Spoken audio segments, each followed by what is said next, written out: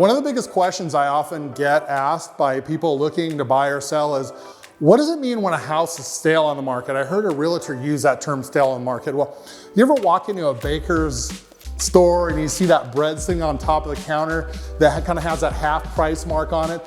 Well, that's stale bread, and that is the baker giving away their bread, lowering their price in order to sell something that didn't sell on that first day. It may be just as delicious, that piece of bread, but the market views that as older bread and it views that as not as valuable.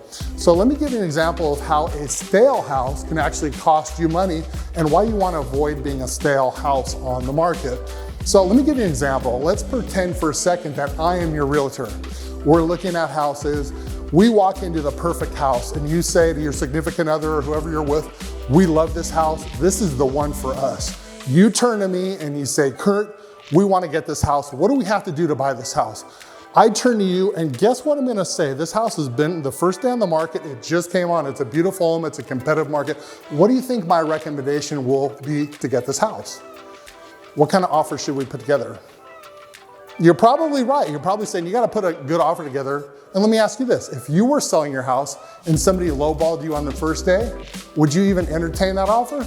No, you'd tell them to take a hike. So that's a first day on the market. If you want to get something, you're going to probably have to step up to the plate and do pretty close to asking, especially in a competitive market like in San Diego at the beginning of 2021, people were offering over asking. Now let's flip the script. Let's say we still have a hot market. We walk into this house, same beautiful house, but this thing has been on the market for 60, 90 days. Nobody's put an offer, nobody's sold it. You turn to me, say, Kurt, I absolutely love this house. What do I have to do to get it?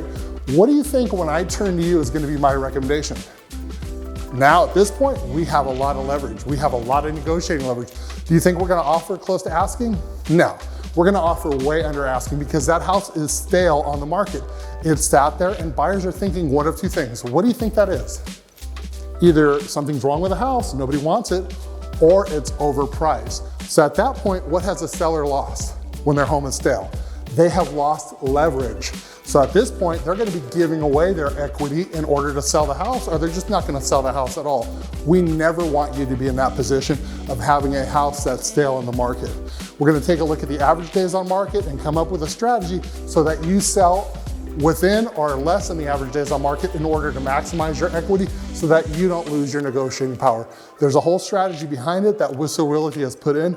That's why we sell over 400 homes a year, because we know how to prevent our sellers from getting in a position where they have a stale listing at that point.